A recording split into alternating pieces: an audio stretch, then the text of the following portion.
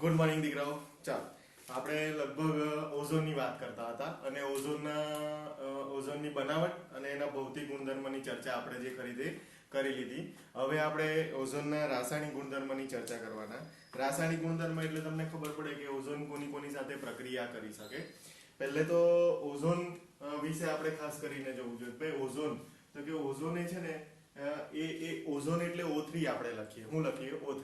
અને O3 નું જ્યારે વિઘટન થાય ને એટલે કે ઓઝોનના વિઘટન એટલે કે O3, તો O3 નું જ્યારે વિઘટન થાય ને ત્યારે શું બને તો કે O2 બને પ્લસ O બને. અહીંયા બી ગેસ લખવામાં આવે, અહીંયા બી ગેસ લખવામાં આવે. આ વિઘટનની પ્રક્રિયા છે. એની પ્રક્રિયા છે વિઘટનની. પણ વિઘટનની પ્રક્રિયા દરમિયાન જે ઓક્સિજન છૂટા પડે ને એ ઓક્સિજનની ઉપર મેં અત્યારે સ્ટાર કરતો છું, બુકની અંદર નહીં કરેલો હોય. તો આ જે સ્ટાર વાળો જે ઓક્સિજન છે ને એટલે કે O સ્ટાર, જેને આપણે કહીએ O સ્ટાર જે ખરો, ધ્યાન આપજો. આ O સ્ટાર જે ખરો ને એ નવજાત ઓક્સિજન કહેવાય. કેવો ઓક્સિજન કહેવાય? નવજાત ઓક્સિજન કહેવાય આને. હવે આ નવજાત ઓક્સિજન જે ખરો કે નહીં એ ઓક્સિડેશનની પ્રક્રિયામાં એટલે કોઈ અધર કમ્પાઉન્ડ, અધર તત્વ જે ખરું તેનું ઓક્સિડેશન કરવા માટે ઉપયોગી. એટલે એવું લખાય કે O3 એ પ્રબળ ઓક્સિડેશન કરતા છે. પ્રબળ ઓક્સિડેશન કરતા છે. ધ્યાનથી જોજો, ઓક્સિડેશન કરતા છે. મતલબ એવો થઈ ગયો કે જ્યારે બી O3 વિઘટન પામશે તો ઓક્સિજન મળશે અને નવો એક ઓક્સિજન મળે. એ ઓક્સિજન જે ખરા તે અધર કમ્પાઉન્ડ નું શું કરી શકે તો કે ઓક્સિડેશન કરી શકે. એટલે એ પ્રબળ ઓક્સિડેશન કરતા તરીકે O3 એ પ્રબળ ઓક્સિડેશન કરતા તરીકે વર્તે. બહુ અગત્યનું. હવે આ રિએક્શન જે ઉપર લખી તેને આધારે જ આપણે આવું કહી દીધું. હવે જો વાત કરીએ તો કે ભાઈ કોનું ઓક્સિડેશન કરી શકે તો તે જોજો તો કે ઘણા પદાર્થનું કરી શકે. પણ આપણા ચોપડીની અંદર લેડ સલ્ફાઇડ શું આપેલું છે? Lead sulphide. બરાબર ધ્યાન આપજો. અને મેં જોઈએ તો હાથે લખી જ દેતો છું સૂત્ર PbS. હું લખતો છું PbS, લેડ સલ્ફાઇડ. અને લેડ સલ્ફાઇડ નું અહીં લખી દઉં. લેડ સલ્ફાઇડ નું લેડ સલ્ફેટમાં, સલ્ફેટ અને લેડ સલ્ફેટ લખું તો સૂત્ર આવે PbSO4 માં. અને આયોડાઇડ આયનનું, આયોડાઇડ એટલે કે I માઈનસ આયનનું આયોડીનમાં રૂપાંતર કરે. પણ કઈ પ્રક્રિયા હેઠળ તો કે ઓક્સિડેશનની પ્રક્રિયા હેઠળ.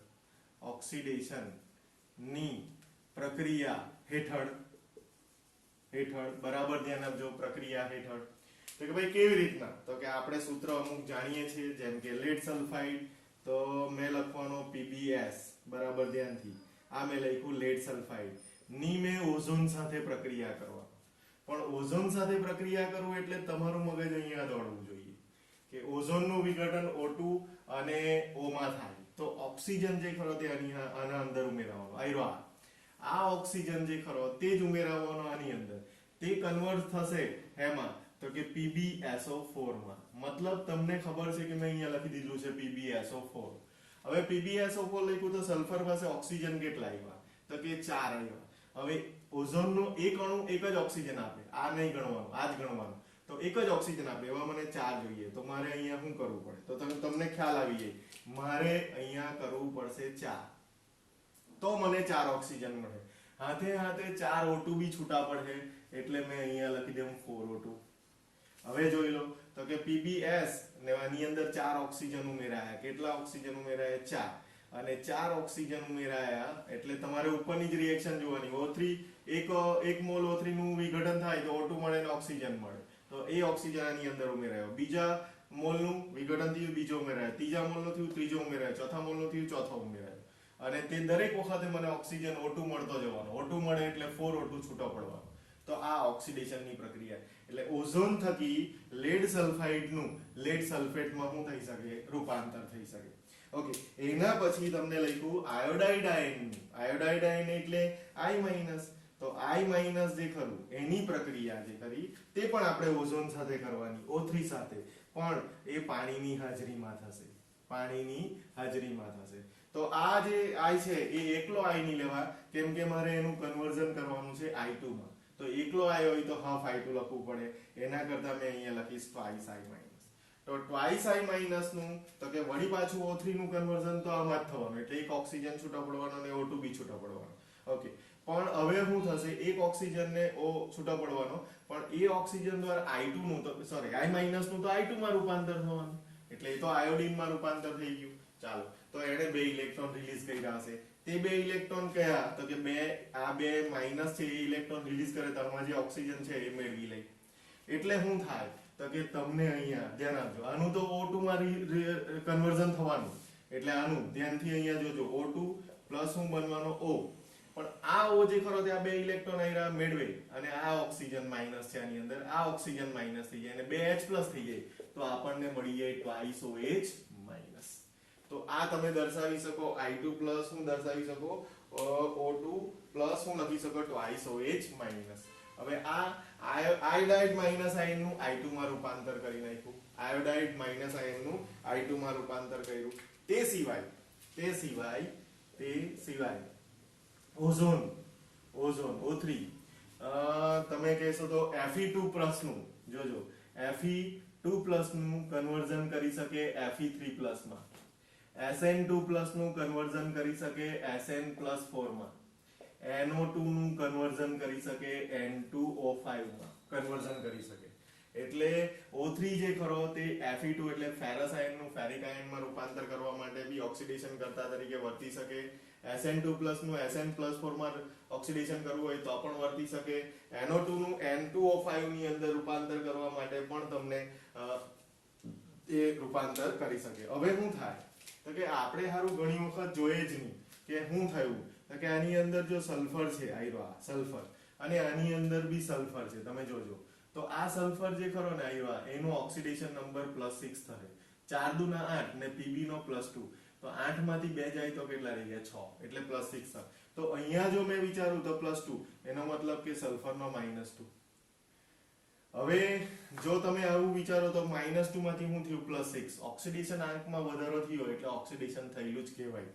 હવે અહીંયા તમે i- નું વિચારો તો -1 છે, બરાબર, અને i2 છે તો એનું વિચારો તો એનો ઓક્સિડેશન નંબર 0 થઈ ગયો. તો -1 માંથી 0 થયો એનો શું મતલબ થયો, તો કે ઓક્સિડેશન આંકમાં વધારો થયો, ઓક્સિડેશન આંકમાં વધારો થયો. હવે આ જ i2 જે બનેલો છે એ બી કોઈ વખત પરીક્ષાની અંદર પૂછાય કે ભાઈ i2 નું હજુ ઓઝોનની હાજરીમાં રૂપાંતર એટલે કે ઓક્સિડેશન કરવામાં આવે તો, અથવા આ જે i2 એનું ઓક્સિડેશન કરવામાં આવે તો ઓઝોનની હાજરીમાં, તો તમને પાણી હોય એટલે તમને એની અંદરથી શું મળે ખબર, HiO3. આ બી કોઈ જગ્યાએ લખી મૂકવા જેવું.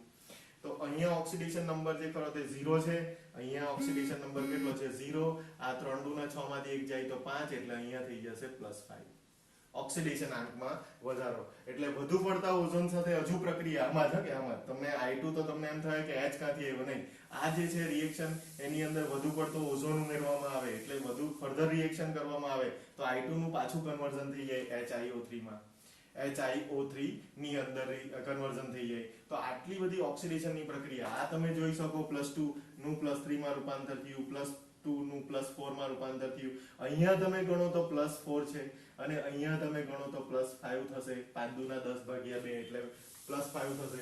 ઓક્સિડેશન આંકમાં શું થાય, તો કે વધારો થાય. બધી જગ્યાએ તમે જોઈ શકો ઓક્સિડેશન આંકની અંદર શું થઈ ગયો, વધારો. તો આ બધી રિએક્શન જે ખરી, આ રિએક્શન તો તમને બુકમાં નહીં આપેલી હોય પણ જાણ ખાતર લખી રાખવી, કેમ કે કોઈ વખત આપણને પરીક્ષાની અંદર પૂછાય તો આપણે એનો જવાબ આપી શકીએ. તો JEE નીટ માટે બી કોઈ વખત કામનું થઈ જાય આપણને, અને એ અગત્યનું છે. આ રિએક્શન તો ફરી પાછી આપણને અગત્યની થશે, i- વાળી પાછી રિએક્શન પણ અગત્યની થશે. ઓકે દીકરાઓ, હવે શું છે તો કે હજુ તમને એની અંદર આ તો ઓક્સિડેશનની વાત થઈ દીકરાઓ, જોજો. હવે હું હજુ તો બીજું પણ આપેલું છે, સુપરસોનિક જેટ વિમાનોની અંદર નીકળતો, એટલે તેની ચર્ચા કરીએ. તો સુપરસોનિક જેટ વિમાન ની અંદરથી જે પ્રદૂષણ સ્વરૂપે જે વાયુ નીકળે સુપરસોનિક જેટ વિમાનમાં જે એક્ઝોસ્ટ ફેન દ્વારા, એક્ઝોસ્ટ ફેન એટલે અંદર છે ને તે એક્ઝોસ્ટ ફેન મૂકેલા હોય, તો અંદર જે બળતણ બળતું હોય એમાંથી જે ગેસ નીકળે, એ ગેસ જે નીકળે એમાં જે વાયુ નીકળે એ નાઇટ્રિક ઓક્સાઇડ નો વાયુ નીકળે, એટલે કે NO નીકળે. સુપરસોનિક જેટ વિમાનની અંદર, સુપરસોનિક જેટ વિમાનમાં ધ્યાન આપજો, સુપરસોનિક જેટ વિમાનના એક્ઝોસ્ટ ફેન દ્વારા, સુપરસોનિક જેટ વિમાનના એક્ઝોસ્ટ ફેન દ્વારા નીકળતો NO એટલે નાઇટ્રિક ઓક્સાઇડ નું ઓક્સિડેશન, ધ્યાન આપજો, ઓક્સિડેશન ઓઝોન થકી કરી તેનું NO2 માં રૂપાંતર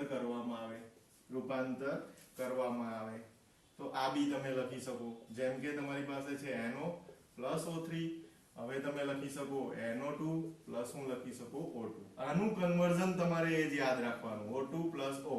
આ ઓક્સિજન જ આની અંદર ઉમેરાય, આ કદી નહીં ઉમેરાય, એ તમારો O2 ના ફોર્મમાં આ ઉમેરાયો એટલે NO નું કન્વર્ઝન એમાં થઈ ગયું તો કે NO2 માં થઈ ગયું. સુપરસોનિક જેટ વિમાનોની અંદર આવું થતું હોય એ બી બહુ અગત્યનો ટોપિક જે ખરો તે. ઓકે, એના પછી હું કીધેલું કે ઓઝોન જે ખરો, બહુ અગત્યની વાત જે કરી, જ્યારે ઓઝોન વાક્ય રચના લખેલી એટલે ઓઝોન બોરેટ બફર સોલ્યુશન કહેવાય. કદાચ તમને pH આપેલી છે 9.2 સમથિંગ, pH એની અંદર ચોપડીની અંદર લખેલી હશે. બફર સોલ્યુશન દ્વારા બફર યુક્ત બનાવેલા KI ના બફર દ્વારા બનાવેલા બફર યુક્ત KI એટલે પોટેશિયમ આયોડાઇડ, ધ્યાન આપજો. પોટેશિયમ આયોડાઇડ ના વધુ પડતા દ્રાવણ સાથે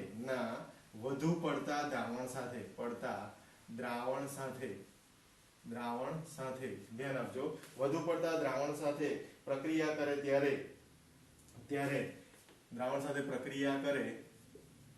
કરે ત્યારે I2 મુક્ત થાય અને જેનું સોડિયમ થાયોસલ્ફેટ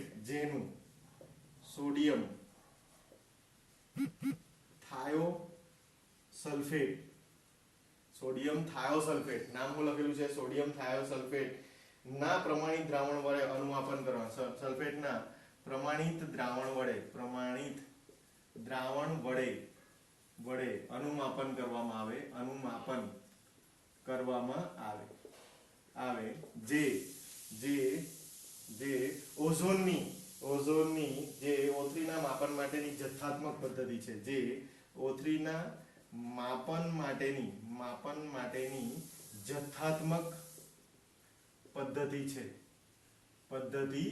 હવે આપણને બહુ જાણે નહીં આની અંદર કે શું હશે બોરેટ બફર દ્રાવણ શું હશે, તો કે ભાઈ બોરેટ બફર દ્રાવણ શેનાથી બનેલું હોય તો કે તે કદાચ મેં અહીંયા લખ્યું છે, તમે જોઈ લો 61.83 ગ્રામ H3BO3 એને કહેવાય બોરિક એસિડ, અને એનું 10 ગ્રામ NaOH નું દ્રાવણ બને એને સોડિયમ બફર બોરેટ કહેવાય.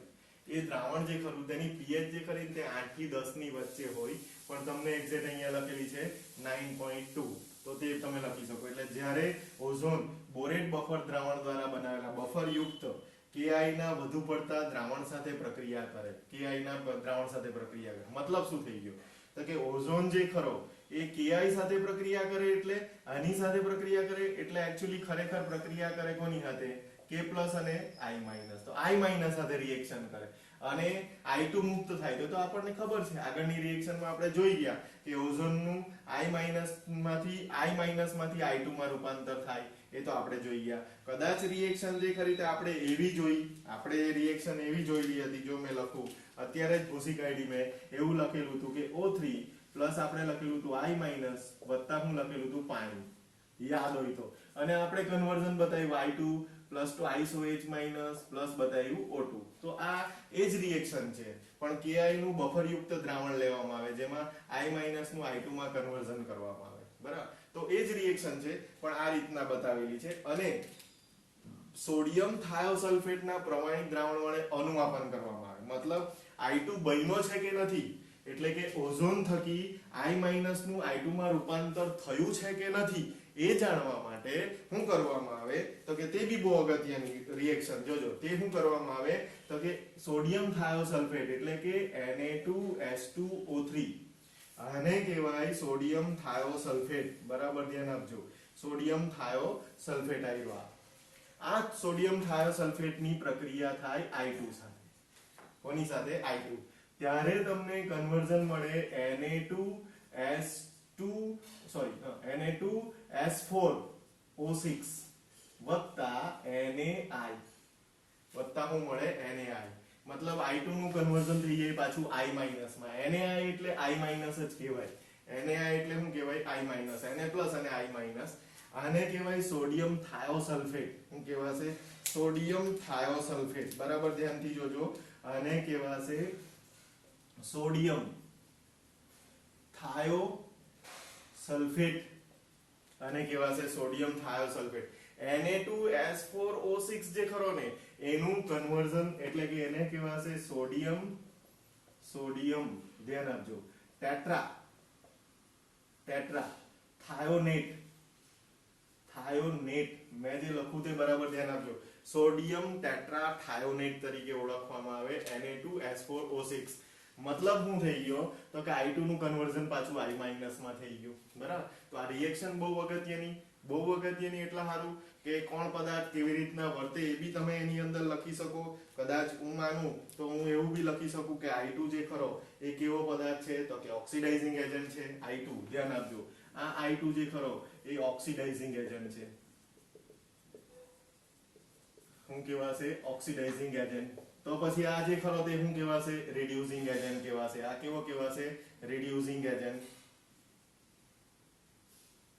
કહેવાશે આ બધું છે ને જાણવા જેવું અને એ બધી વસ્તુ નાની વસ્તુઓ જે ખરી તે લખવા જેવી કે કોણ ઓક્સિડાઇઝિંગ એજન્ટ છે કેવી રીતના તમે ચેક કરી શકો સલ્ફરનો ઓક્સિડેશન નંબર અહીંયા શોધો તો Na2H2O3 તો 3 દુના 6 6 માંથી 2 જાય તો 4 4 ભાગ્યા 2 એટલે અહીંયા +2 મળશે 6 દુના 12 12 માંથી 2 જાય તો 10 10 ભાગ્યા 4 એટલે 2.5 મળે મતલબ 2 નો 2.5 માં કન્વર્ઝન થયું મતલબ એનું પોતાનું ઓક્સિડેશન થયું એટલે એ રિડ્યુસિંગ એજન્ટ કહેવાય રિડક્શન કરતા કહેવાય પોતાનું ઓક્સિડેશન થયું રિડક્શન કરતા I2 નો ઓક્સિડેશન નંબર 0 અને અહીંયા -1 થયો તો 0 માંથી -1 થયો ઘટાડો થયો એટલે રિડક્શન થયું તો પોતાનું રિડક્શન થયું એટલે એ ઓક્સિડાઇઝિંગ એજન્ટ કહેવાય તો તમે એ પણ એની અંદર ડિસાઈડ કરી શકો તો શું છે તો કે આ જે વાક્ય લખેલું જ્યારે ઓઝોન બોરેટ બફર દ્રાવણ આવ્યું આ તમે લખી શકો pH નું મૂલ્ય એનાથી Ki સાથે પ્રક્રિયા કરવામાં આવે ઓઝોનની તો ઓઝોનની Ki સાથે નહીં I- સાથે જ થાય એટલે મેં આ રિએક્શનની જગ્યાએ તમને આ રિએક્શન લખ્યું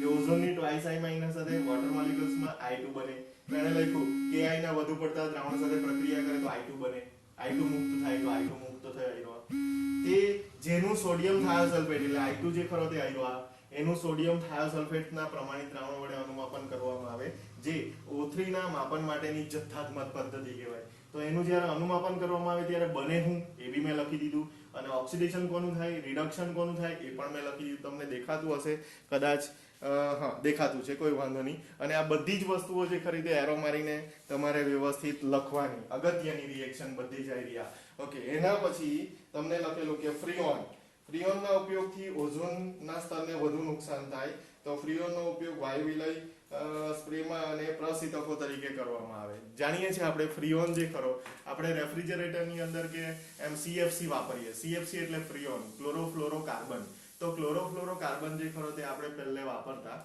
એમાંથી છૂટો પડે તે ઓઝોનના લેયરને નુકસાન પહોંચાડે તો આપણે હવે એમ પહેલા એને પ્રશીતક તરીકે ઉપયોગમાં લેતા પણ હવે આપણે નથી લેતા એને 1,3,4 ટેટ્રાફ્લોરો કાર્બન એટલે કે હા એવો પહેલા ચેપ્ટરની અંદર 11મા ધોરણમાં એક પદાર્થ આવતો તો તે લેતા છે આપણે એ ફ્રીઓન લેતા નથી તો ફ્રીઓન કહેવાય કે એ ઓઝોનના લેયરને શું કરી શકે નુકસાન મતલબ ફ્રીઓન સાથે ઓઝોનની પ્રક્રિયા થઈ જાય તો ઉપરનું જે લેયર છે 20 કિલોમીટરના ઉપર દરિયાની સપાટીથી 20 કિલોમીટરની ઊંચાઈએ જે ઓઝોનનું લેયર બનેલું છે એ લેયર જે ખરું તે તૂટી જાય જો ફ્રીઓનનો વાયુ એની નજીક પહોંચે તો એ બી અગત્યનું છે ઓકે એના સિવાય હું વાત કરીએ તો કે ઉપયોગો ભાઈ ઉપયોગોની ચર્ચા કરીએ ઉપયોગો શું છે તો કે ઓઝોન જે ખરો તે જીવાણુનાશક છે એટલે કે કીટનાશક છે જીવાણુનાશક છે સંક્રમણકારી છે વગેરે તમે લખી શકો તેલ લોટ સ્ટાર્ચ હાથીદાંત વગેરેની વિરંજન ક્રિયા એટલે હાથી દાંતને ધારો કે વિરંજન ક્રિયા એટલે શું તો કે બેક્ટેરિયા કે વાયરસ એના ઉપર લાગી ગયેલા છે તો ઓઝોનથી એને સાફ કરો કે નાના નાના બેક્ટેરિયા કે વાયરસ જે ખરા તે દૂર થઈ જાય. વિરંજન એટલે શું? વિરંજન એનો મતલબ એવો થઈ ગયો કે આપણે એને નાના નાના જીવજંતુઓ જે ખરા વાયરસ બેક્ટેરિયાથી બચાવી શકીએ, મતલબ એની સરફેસ ખરાબ નહીં થઈ જાય તો એને વિરંજન તરીકે ઉપયોગમાં લેવામાં આવે. અને સૌથી અગત્યનું એને ઘણી વખત વિરંજકને શબ્દ વાપરેલો હોય બ્લીચિંગ એજન્ટ. હું વાપરેલો હોય બ્લીચિંગ એજન્ટ. તો બ્લીચિંગ એજન્ટ તરીકે બી એનો ઉપયોગ કરવામાં આવે ઓઝોનનો. અને સૌથી અગત્યનું પોટેશિયમ પરમેંગેનેટનું ઓક્સિડેશન કરતા એટલે પોટેશિયમ પરમેંગેનેટના ઉત્પાદનમાં ઓક્સિડેશન કરતા તરીકે વર્તે.